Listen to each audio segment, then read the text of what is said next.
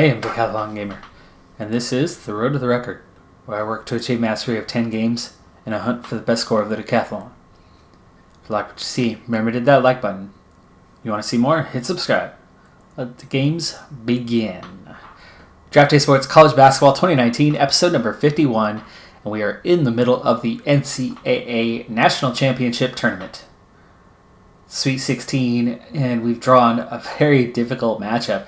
And just looking at our own bracket, just the Dallas region, it's interesting to see how these matchups have emerged. 1 seed, Duke, ranked 5th in the nation.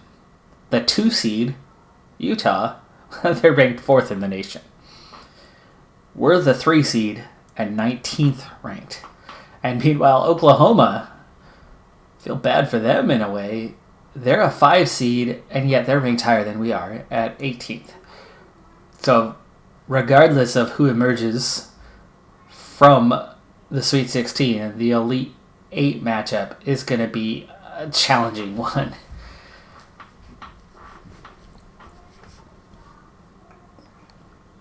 Now, Utah, well, the good news for us is Utah is not a Conference A opponent. But they are a Conference B opponent with a 28-5 record, 13-3 in Conference B. They're on their way up to Conference A next season, joining us there. So, does that mean that they're a beatable team? Could be. Could be. We'll see, though. It's not going to be an easy matchup at all. On paper, how are we looking? Not so good. Not so good. We do have the matchups in the backcourt, but that's it.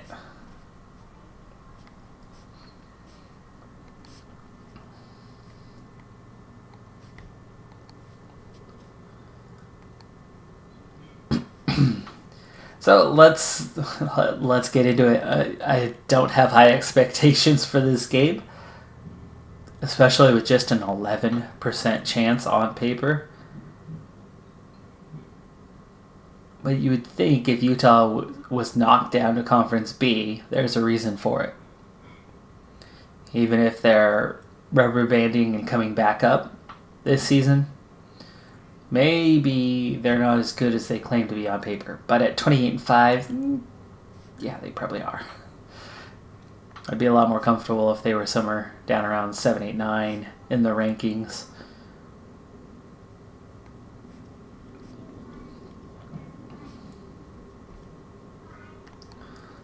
So a 2-3 matchup, not really. It's more like a 1-4 matchup, where we're in with a chance, but we're definitely overmatched. 2-3 matchups should be very closely balanced, but realistically, not so much. Not so much. We do have a good start here with 4-1 lead very early on. 6-1 now, just 2 minutes into the game, but there's a lot of time left to play, and a quick lead early on really doesn't mean much. Right now, not a lot of rebounds in this game. It's turnovers, though, and it's 3-3 in that department. And we are doing a very good job shooting the ball early on, making 5 of 7 to start this game. And Utah's up to 6 turnovers already, and so are we. So, major defensive battle here in the first 8 minutes of this game. But that lead, it's a slender one at the moment. A lot of guys subbing out just now. Cougar off to a great start in this game. 6 points, 3 rebounds, 2 blocks, but now on the bench. Foul trouble, not a thing at this point, which is a rarity for us. Just 3 fouls so far in the half. Still over 50% from the field, but the turnover story, I mean, there's more turnovers than rebounds in this game. Or at least they're level now. 16 apiece combined between the two teams. Leads at 2. Utah's got a little bit of momentum here. This might be a good time to use our 30-second timeout. as they take their first lead of the game. 5 minutes left in the half.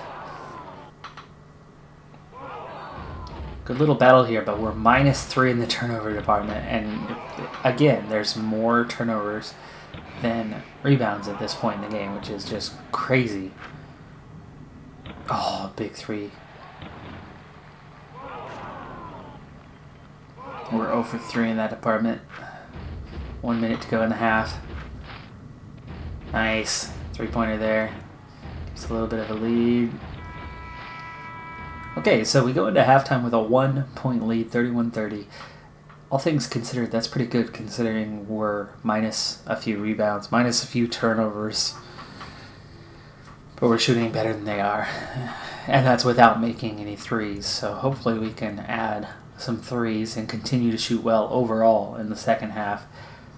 And then maybe we can come out of this one.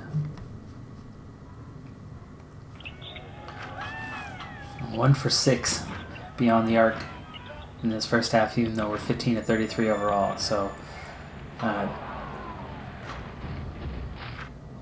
we've got a really, really high. I mean, we're making better than 2/3 of our shots inside the perimeter.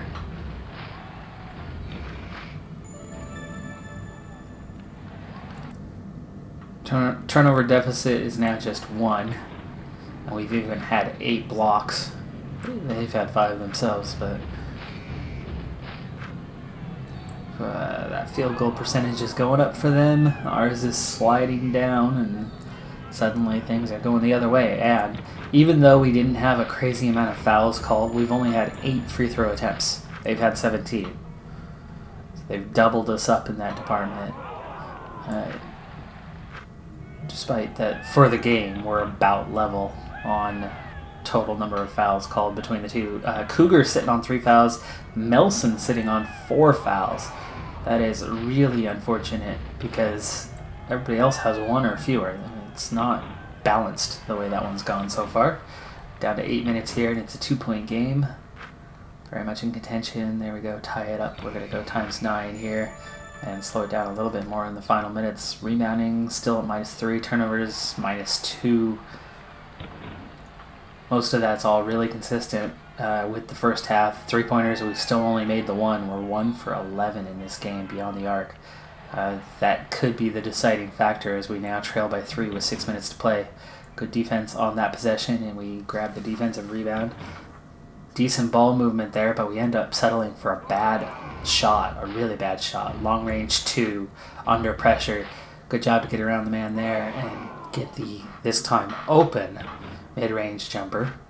Rebound on that one. Put back is good, and we've got a 1-point lead with 5 to play. Turnover. 3-pointer. 4-point lead. Turnover again. We lost it that time, and we take it back. Holy cow, this is crazy. Multiple calls against Utah. First kickball, and oh my gosh, another turnover. They've had 22. We've had 18. We're +4 in that department now. We finally, that was the first shot either team had gotten off in a while. Now it's 62-56. Offensive foul, and we've got the ball, and we throw it away. And they throw it away. And we get the fast break bucket. And it's an 8-point lead with 2 minutes to play. Could it be? They missed the 1-and-1 on that, and we get the rebound. So no second shot.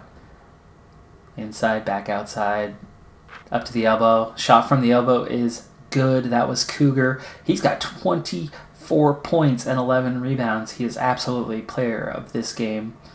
Hands down. It's not even close.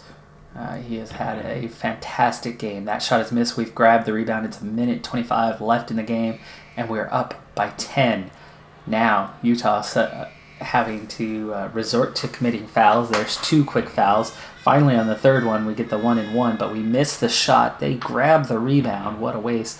The long-range 3 is no good, but the offensive rebound, they move it down inside to the block, and that shot is good. It's an 8-point game with 50 seconds. They're going to look for a quick steal, and if not foul, there's the foul. It's another 1-and-1, but we miss again. Back-to-back possessions where we miss the first of a 1-and-1. Long-range 3 is no good. We've got the rebound. That was Melson on the rebound that time. And no foul yet. No foul time. Clock's running. This is good. 20 seconds. Finally, the foul. No, the offensive. We got called for an offensive foul on that, but there's the turnover. 11 seconds left. That should do it. That should do it. We have overcome a terrible shooting day beyond the arc, a mediocre rebounding day, a terrible day when it came to turnovers. We had 20 turnovers in this game. However, we one-upped them in that department and forced 25. And they didn't shoot any better beyond the arc. 3 of 14 is not really any better than 2 of 13.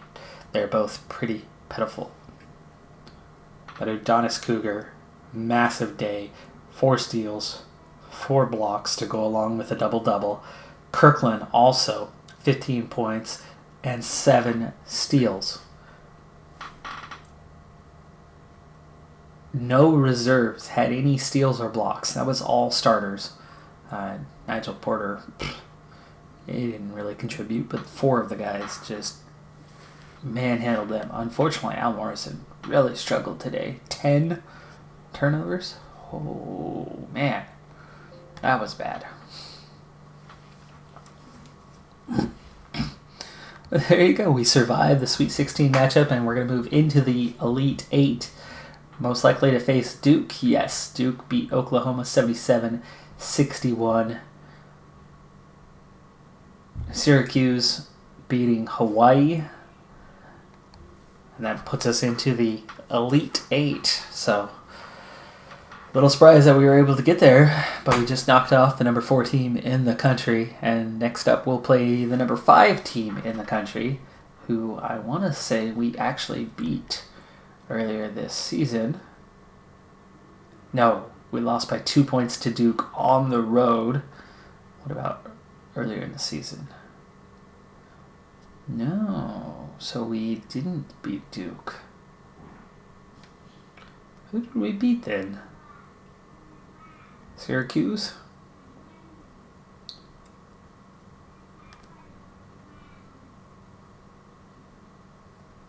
Man, I thought we won that game. Guess not. Clearly not. Oh, and Maryland. Maryland was the one. So we've been up there, right? We've knocked off the number 2 team. We've knocked off the number 7 team. We've had lots of quality wins. We just knocked off the number 4 team. Ah, there it is. There. See, conference tournament. We knocked off Duke 81-72. And we lost to them on the road by just 2 points. So we do match up pretty well with Duke, apparently, this season. We'll see if that carries over. We're 1-1 with them on the season, and plus minus we're ahead of them. So it's winnable. It's a winnable game. It could happen.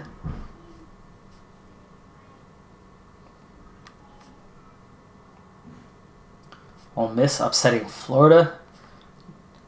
Number 2 team in the nation, going down.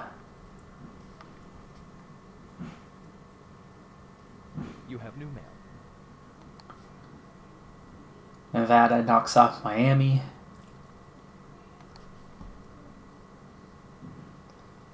Ooh, another big matchup there. Syracuse, Notre Dame. We've got Duke. Scouting report. Of course, the odds are stacked against us. But we've beat them before, and we came close the other time. And it's neutral territory. And last time we were on neutral territory, we won. That does not mean we're going to win this one. It's the Elite 8. They're playing for a national championship, and they're very much in contention for it. Especially with Utah and Florida both out. Nevada and Notre Dame are left, but their odds are getting increasingly higher that they could win a national championship. For me, I'm just trying to get to the Final Four for the first time ever. This is my 2nd or 3rd chip to the Elite 8.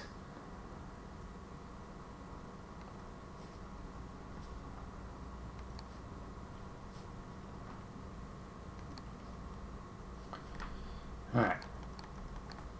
Speed it up, and away we go. Alright, well, we strike first with a whopping 1 point.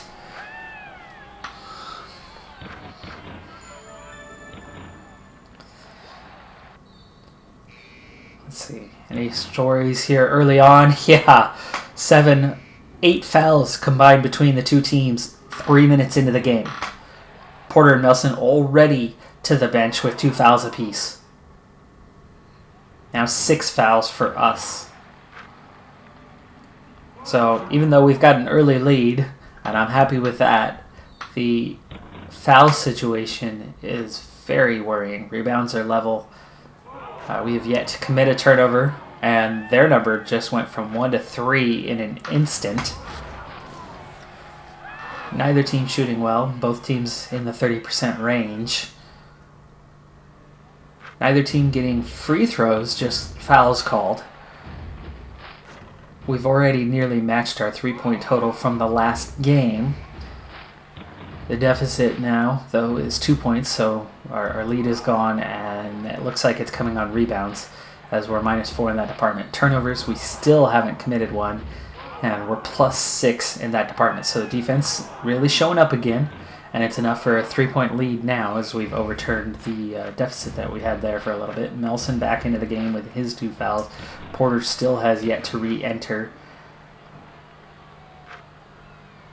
And we've settled down in that department, and actually they've caught up and passed us. They now have 7 fouls. We just got our 7th. So both teams into the single bonus with 4 minutes left in the half. 2-point deficit. Momentum going our way a little bit. Rebounding -5. Turnovers +6. So we're holding on to that +6 right now. They are shooting a little bit better than they were. But we've had 35 attempts to their 20 right now. So we are really, really controlling that area as we are getting a lot more shots off. And we've already made more 3-pointers than the last game in its entirety. And it's a 4-point lead with a buzzer beater there. So 37-33, halftime lead. Good start to the game. Very good start to the game. One thing we got to worry about, funny, I was about to say, is the 3-pointers. They made 4 in the first half. They opened the second half with their 5th of the game. So yes, we are doing good in that department, but so are they. Turnovers advantage is down to a +4. The rebounding deficit is down to a -2, so we're doing a little bit better in that department. Scores level with 16 minutes to play, and even though we have a lot more time left in this game, it's the Elite 8, so I'm going to start to slow this puppy down a little bit and see how we're doing. So Morrison is scoring well in this game. He's got 11 points, but he's on 3 fouls. Melson's on 3 fouls. Cougar, who didn't have any fouls a little while ago, is sitting on 3 fouls right now. And even though he's only scored 7 points, he's got 8 rebounds in this game. Those are going to be sorely missed over the next little while as, ouch, all 3 of them enter with 14 minutes to play. That is dangerous. This could be a game decider if we get a couple fouls called on us in a hurry. Duke, 7 minutes into the half, have only been called for 1 foul. Duke just took the lead on that bucket. Ouch. Good ball movement. Led to the wide open dunk inside, of course. And missed shot there, and we are starting to trail. They've got some momentum. I'm going to use a timeout here. Oi! I thought the ball was mine. What the heck happened on that?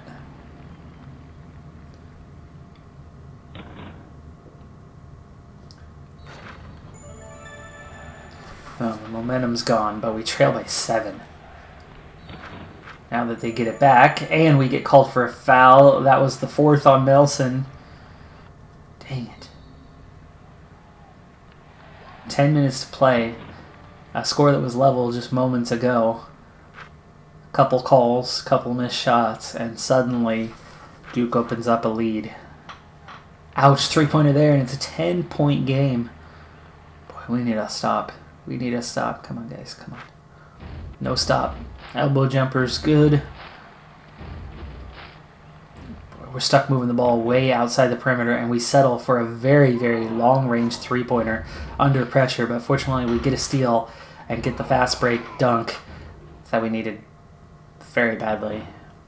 I mean, that just cut the lead back down to 10. Turnover. Another long range 3. Duke might not be forcing a lot of turnovers, but they're forcing a lot of bad shots here in the second half, at least. From the free throw line. Finally, we draw a foul. That's just their second of the entire half. 14 minutes, and they've been called for 2 fouls. We're sitting on 8 with 4 guys in foul trouble. Nelson re-enters the game. 1 foul away from being fouled out with 5 minutes to play in this one. Oh, come on.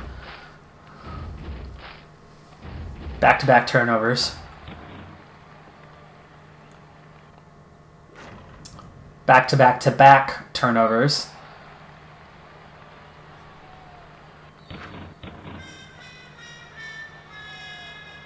Needed timeout. 4 minutes to play. We're not closing the gap. Actually, it's opened up slightly. Okay, there's timeout.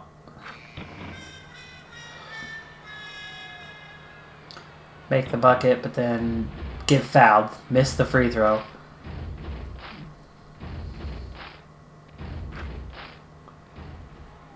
Can't trade buckets, guys. We're down by 10.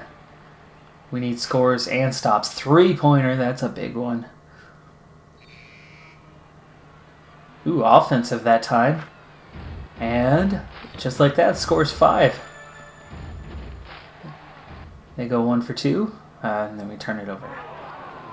And then they turn it over. Come on, guys, come on. Yes, 4-point game. We're down to a minute, though. We are down to 1 minute to play. I have 1 timeout left. We're going to use it on this next stop. Oh, come on, guys. Come on. There we go. 21 seconds. Oh, 2-point game. 2-point game. Tie game! Ooh, tie game, and we've got all the momentum. It's overtime. It is overtime. This is one of the first overtime games I've ever played in this live. Did they seriously just put us up for 15 minutes? I said seriously, not Siri. Alright, so Duke opens the OT.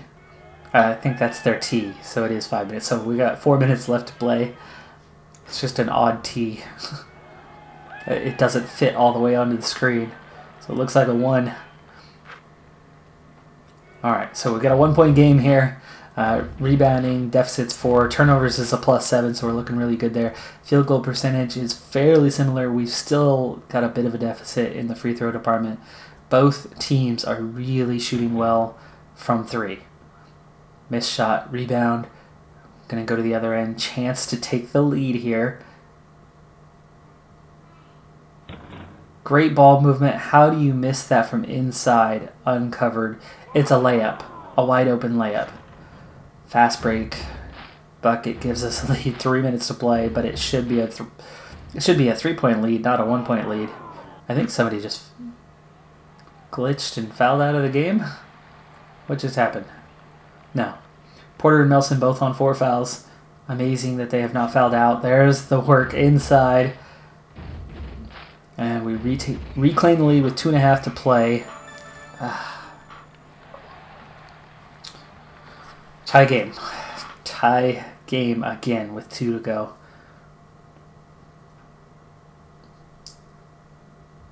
Webb is in for Porter. Porter fouled out.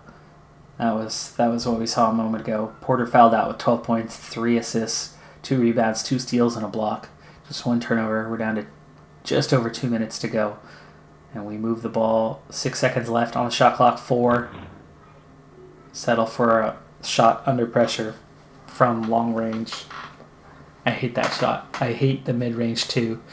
The teams that I coach, I focus heavily on shot selection.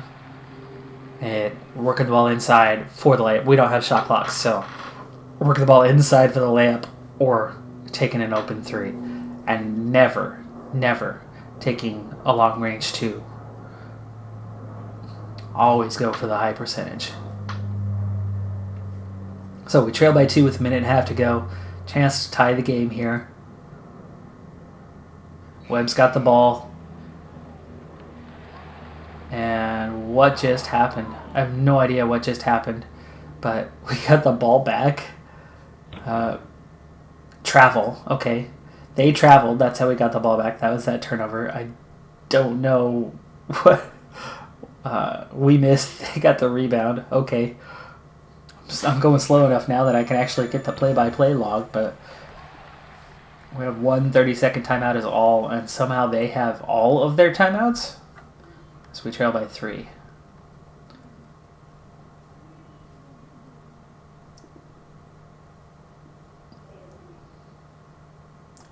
That's a good high percentage shot, dead ball. Doesn't even say what happened there. The ball is knocked out of bounds by the offense. The shot was blocked, but it's out off of me. Very confusing. Timeout, 26 seconds, 24 seconds. Here we go. We call play. It's our last timeout. We need 3 to tie this game, or a quick 2. And this is not looking like a quick 2, so we need a 3. We settle for the 2. 18 seconds is not bad, but we need heavy pressure. Come on, guys. We didn't even pressure the inbounds? Really? 12 seconds. Oh, what was that? Quick move, 10 seconds. We're down by 3 again. We need a 3 to send it to another overtime, yet we throw the ball inside and throw it away. Duke is going to move on. We gave them a heck of a scare, but we come up short in the end. +8 in the turnover department. But they were 9 for 26 beyond the arc, and the foul situation never favored us, guys. The whole second half, we're constantly playing in trouble. Came close. Came close to having our first Final Four appearance, but not quite. Not quite. Overtime, but not quite.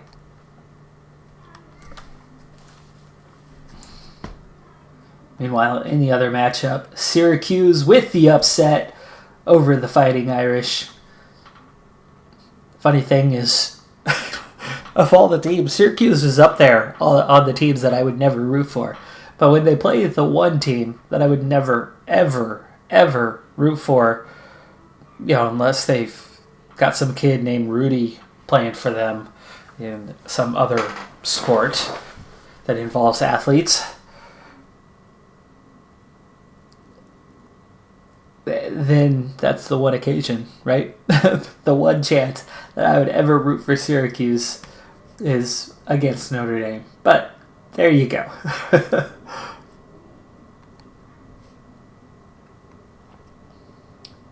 All right, well, that should set up the Final Four now. Let's go ahead and take a look at who is in it. It's Nevada. It's Ole Miss, a 7 seed. And then Duke and Syracuse. And we came so close. So dang close to knocking off Duke.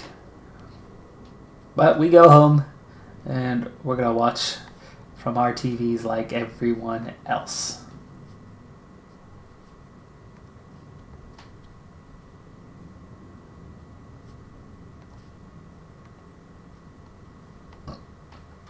Excuse me.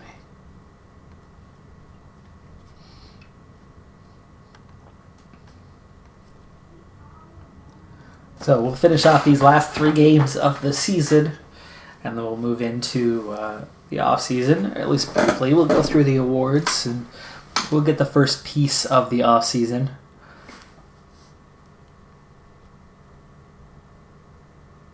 I think before we continue on, this will be a good opportunity to take a quick glance at where the team's going to be for next season.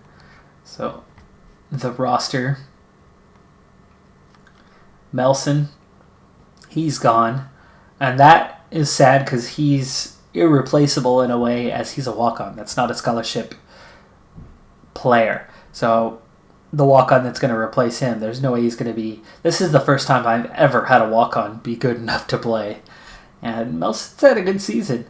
Kirkland also graduating, but with Jim Ross coming in, number 37 in the nation, I think we're going to have that covered. So the one hole we have to cover is that small forward. And then everything else determines on the development of the players, which, of course, players don't develop terribly well. And I think that's more of a game-wide thing. Because we have good facilities, we have good coaching, and yet I see very, very little development in players. Guys that start as a 1-star, even if they have 5-star potential, they never get anywhere near 5 stars. They might make 2 stars. At best, they might make 2.5 stars. But, wherever they come in as freshmen is pretty close to what they end up finishing as, but not completely. Barnes. So we've got 2 juniors, Webb and Barnes. So next season, that says a lot about what we've got for next season, as we're still going to be good. The seniors for next year, I'm not worried about losing those guys. They're not key components. So we'll have a couple scholarships for next season, and that'll be nice. And then we'll have a chance to maybe redshirt another one of these guys.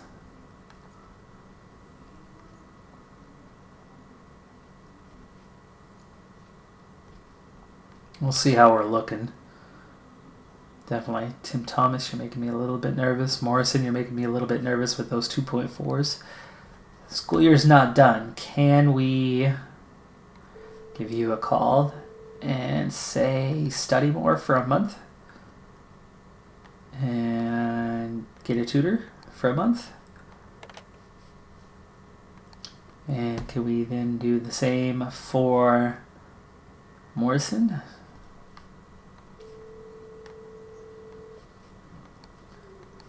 Now that the season's done.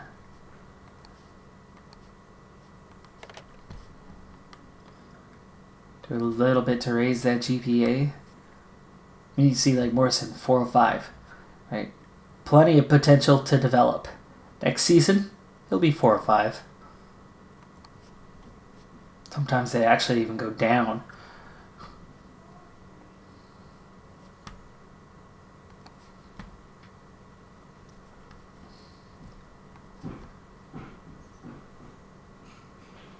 Alright, first Final Four matchup.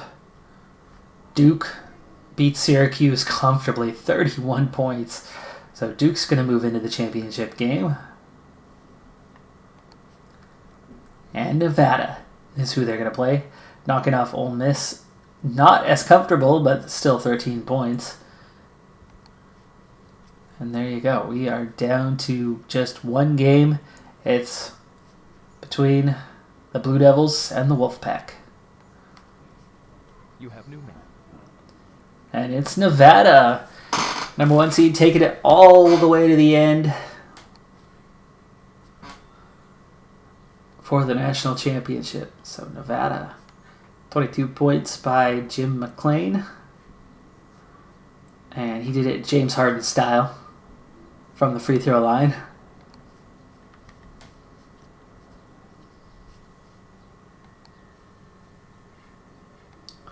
And let's go ahead and jump straight into the awards.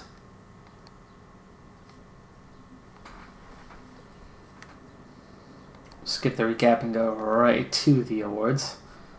Recap takes way too long. Oh my goodness, I'm in Conference A.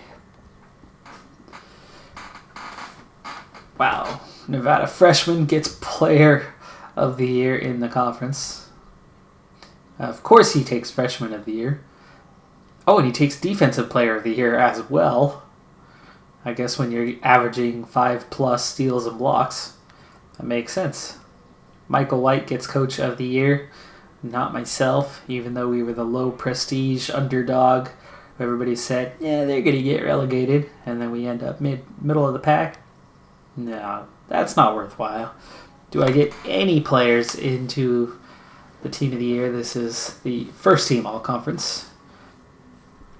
And nope, we're not present there. What about second team?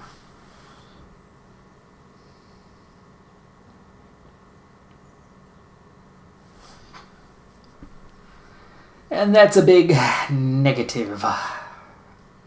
But hey, we just survived Conference A in our first season at the top tier. Man, oh man, that makes me happy. Because I fully expected that we were going to see a relegation season. And yet we ended up pretty comfortably into the conference. And then did enough to get into the tournament. And then did enough to get to the Elite Eight. And then just about squeaked past the tournament runner-up. Just about. Not quite. Almost. Season review, yay-ish. Yay. Good job. Okay. Whoa, look at that! Look at that! Oh my goodness, that is the biggest jump in prestige that we have seen. Prestige just now at 59. I think part of it could be that we're playing in Conference A and surviving in Conference A. Definitely the Elite 8 appearance, knocking off some top 10 teams, combined for a big jump in prestige. 9 points. Remember, the original playthrough, initially, many episodes ago, holy cow, it's been over 100 episodes now. Well over. About 115-ish, something like that. Way back with Draft Day Sports College Basketball 2017, right, where this dream of coming to the top started, which, of course, we're finally at the top tier, but we're not at the top yet. We haven't even made a Final Four appearance just yet, but we started with a prestige of 0. 0 team prestige. We're at 59 now. Out of 100, it's still a long ways to go. But if you look at the prestige around the league, nobody's got 100. The crazy high ones, Nevada, Duke, North Carolina, Florida, they've got like a 70, 80 kind of prestige. So our prestige just jumped quite a bit to a team that could and should start to be recognized as a top 25 team on a consistent basis.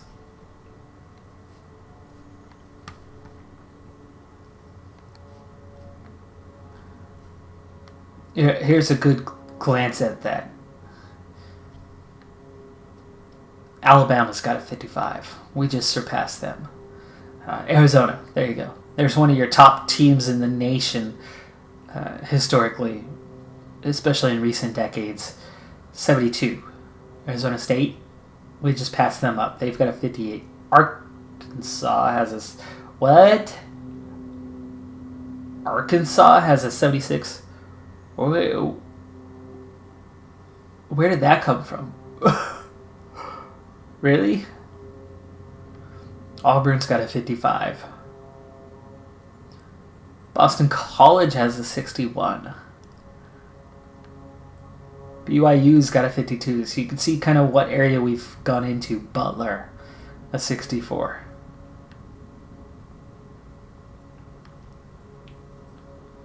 Cal has a 53. Surpassed them. There you go. Cincinnati, 85. Whoa, buddy. 57 for Clemson.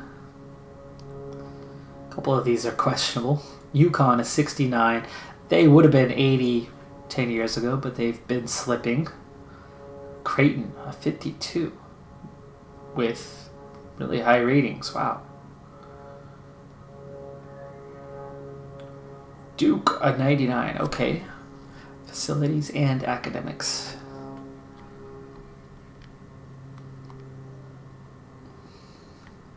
Florida, an 89. And that is definitely not the academics of Florida. It should be a low C. Florida State, a 60. Georgetown, a 71. There's another one that used to be so much higher. Georgia Tech, Gonzaga.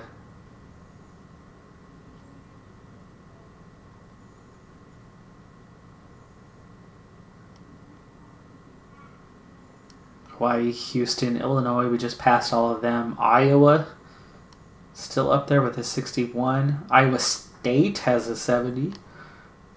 A few of these questionable. Kansas, that's believable, an 83. Kansas State still just slightly ahead. We just passed Kent State. Kentucky, an 83. LSU. Louisville. Marquette. Oh, Maryland, an 81. Yeah, I could believe that. Memphis. Miami, another one that seems a bit high, but they did just win the tournament a year ago or get to the final or something like that. Michigan, that's about right. Michigan State, 94. I'd put them high 80s, so I suppose that's close enough.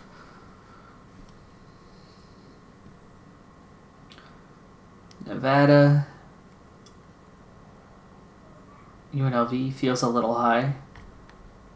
New Mexico should be about where we're at. Anyway, that's most everyone. Finally, check on my ducks is 78. Yeah. Sorry, I went there. I know exactly where they're ranked, and I went to the Masters of Education program that was ranked 3rd in the nation. Now, it is not as high ranked as quite a few colleges out there, but it is much, much higher ranked than every single SEC school. And yet here in game, most of them are ranked higher than us. Every Florida school is a lower academic rank than Oregon. And the facilities, well, in-game could have dropped, but they definitely would have been an A plus in real life compared to everyone else. But anyway, so even Oregon State's should be a B on academics. So, Game's doing a little bit of guessing on the academic profile of various universities. But let's go ahead and advance out of here. I'm not taking any of those jobs. You have new mail. We built a program from the... Oh. Okay, Macon. Purdue, Fort Wayne. Leaving us, I guess we've got a coach to hire. 2 coaches to hire, because I had one that was filling in. But with higher prestige, I can hire better coaches. Yeah, I'm excited by that. I still have Walters. He's still got 2 years left on his contract. That's going to be a little bit tricky, but we're going to get into it. And yeah, reputation. Higher. Much higher than where we've been in the past. Much better coaches than would have been available to us in the past. But of course, they want a lot more money, and we're still on a limited budget. And this honestly could be the difference between where we've been in terms of player development between the seasons. Because the head coach part, I've been at this for a long time. I started at zeros. But this is still pretty weak. But this is the new tier. So maybe, just maybe, we can finally get a decent coach in here to run practice, take over, shift you over to recruiting or scouting, and let you go in a couple years and promote whoever we get here. So we're going to try to see if we can grab one quality one. But I'm going to be doing that work off camera. That's going to do it for this episode of Decathlon Gamer. And remember, I'm aiming for the best of the best. So if you're ready to join me on my journey, hit subscribe and tune in next time on my Road to the Record. Bye for now.